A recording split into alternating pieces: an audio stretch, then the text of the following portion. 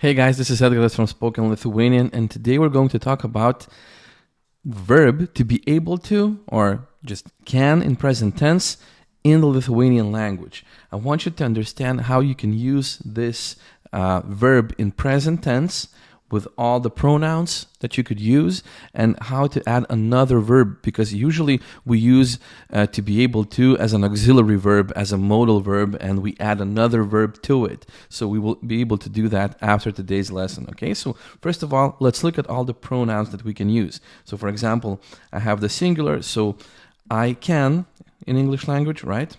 Maybe I will do a little smaller font so that it can fit together. Yeah, let's do something like 16. Okay, so I can, right? Now you can. That's it. So in English language, we only use can form always for every pronoun. He can, right? Then we, let's say it can, we can, right? You can, plural, and they can. Now, when it comes to Lithuanian language, the ending is what it's all about. The ending tells you which person, which pronoun is using the verb, right? So, for example, I can would be aš galiu. Now, remember, we're only using it in present tense. Aš galiu. This particular ending tells me that this is the first person, right? Now, you can, tu gali, right? Tu gali.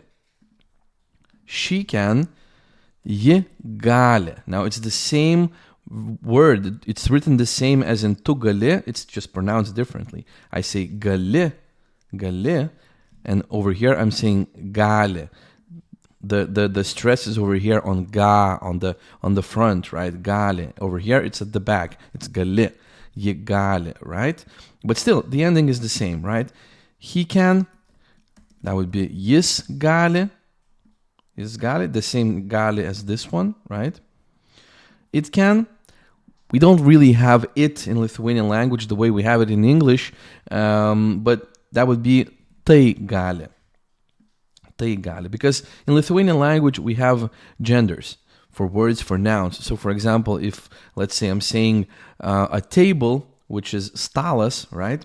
That's a masculine noun. I would say it's like stalas gali. It's the same thing, jis gali. I would use this pronoun, jis, for table. I know it's weird, but that's what we do in Lithuanian language, and in multiple other languages as well. But especially in Lithuanian, we do that. So we can, that would be mes galime, or, as you know, it can be galim without the e, especially in spoken Lithuanian, which it's the channel name, Spoken Lithuanian. So we're learning the way it's spoken. So we are able to remove the e, but not necessarily. We can leave it there if we want to. So we have these two like sort of endings, but it's actually one ending just without the e, with the e removed. And now you can, that would be jūs galite or galit, right? Removing the e once again, right? Galit, right? I don't want that to be like this. Okay, and good. And they can, jie gali, right? Jie gali. The same as third person singular, right? Still, I want to make the font a little bit smaller so that it could fit in. Great, let's do it a bit smaller. We can zoom it in if we want to see it better, right? So, jie gali, once again, ending I, tells me that it's the third person plural, right? Okay, so these are the endings. But the thing is that what we do in Lithuanian language, it's very similar to English when we have the second verb. Let's say, for example, in English language, when you have a second verb, what you usually do is you make it in the infinitive. Let's say, I like to dance, right? But what's different with the verb to be, you say I can dance. So you don't put the to word, the symbol that it says that it's in the infinitive, right? You don't use that with can. It's like just you omit that word, right, in English language. But okay, so what we do in Lithuanian language, our way of telling that it's an infinitive is the ending ti, right? For example, to dance, right? To dance is šokti. So this beautiful t ending is always telling us that it's the infinitive. So I think you can already guess from what we have over here on the screen. How would you say I can dance?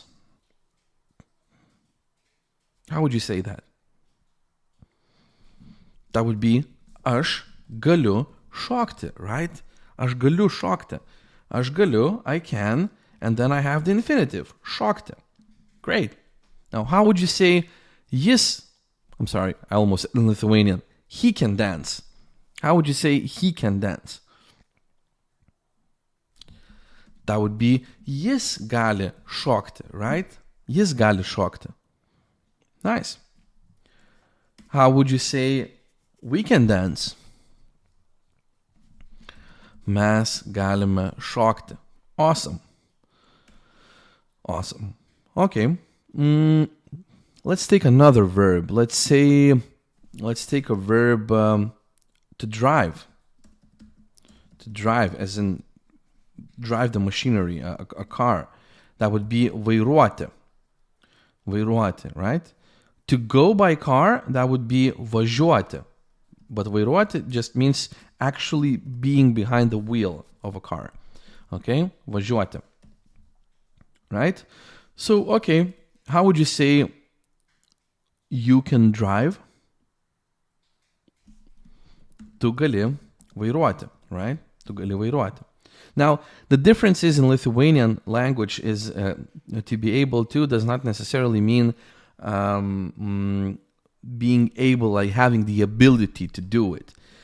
You would be saying tu moki vairuoti. To moki vairuoti, right? That's a different kind of verb, right? To moki vairuoti, but still the second verb would be in the infinitive, right?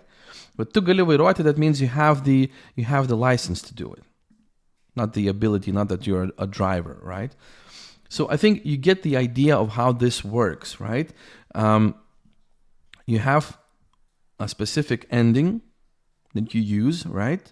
And then you have the next verb in the infinitive, okay? So one more example just to make sure, okay?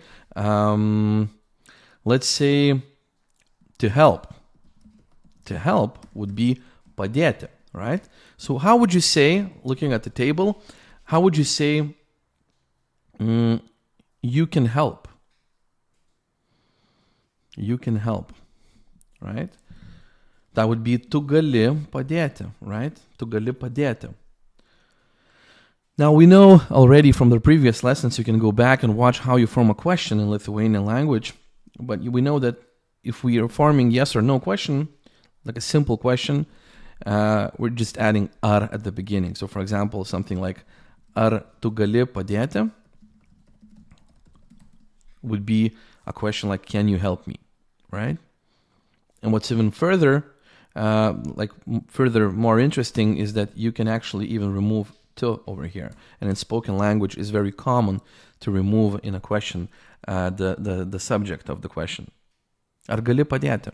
Why we do that? Because we know that this ending tells me that it's the third person, right? Second person, I'm sorry. I'm asking you, can you help me, right? Ar gali padėti, okay? But if you're using to over here and you say ar tu gali padėti, that's perfectly fine, okay? It's perfectly grammatically correct. Maybe it's not the way we speak, right, in everyday Lithuanian language, but I'm here to show you both ways, how it's grammatically correct and how it's spoken in Lithuania, everyday language, you know. So that's the way it works. So okay, so now you know how to use to be able to in present tense. Now you can perfectly do it. If you know the infinitive, you can even add another verb to it, right? Yeah. So if you have any questions, or you maybe have suggestions, or maybe you want to just practice, write some of the sentences with to be able to in the comments. And yeah, I will see you in the future lessons. Bye.